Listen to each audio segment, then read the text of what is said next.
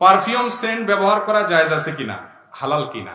দেখেন, পারফিউম বা সেন্ট এটা ব্যবহার করা জায়েজ আছে কিনা, অনেক ওলামায়ে কেরাম এটা নিষেধ করেন, অনেক ওলামায়ে কেরাম অনুমোদন দেন, জায়েজ বলেন। যারা জায়েজ বলেন তাদের মতটাই অধিকতর যুক্তিযুক্ত এবং দলিল সমৃদ্ধ আমার কাছে মনে হয়।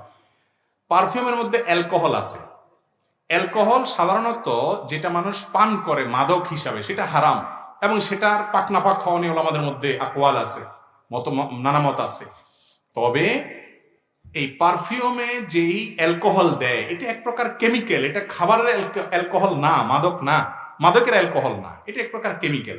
এই কেমিক্যালের অ্যালকোহল আর অ্যালকোহল এক না, এটা হলো প্রথম কথা।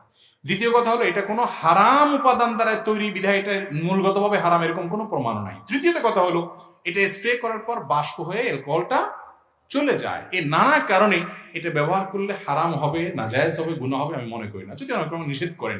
আপনি সতর্কতা মূলক মত হিসাবে ওলামাদের মত পার্থক্যের মধ্যে আপনার সন্দেহ পড়েন অথবা ওই দলটা বেশি সমৃদ্ধ মনে হয়, আপনি তাহলে নামাজের আগ মুহূর্তে করেন না, যাতে করে বাষ্প শুরু হয়ে তারপরে যে আপনি করেন আর আতর ব্যবহার করেন। তবে আজকাল অনেক সেন্ট ব্যবহার হয়েছে, ওগুলোতে আবার লেখা থাকে অ্যালকোহল মুক্ত, ব্যবহার করলে তার কোনো ঝামেলাই থাকে না, কোনো মত পার্থক্যই থাকে না। তবে ব্যবহার মৌলিকভাবে করাটা জায়েজ মনে করি।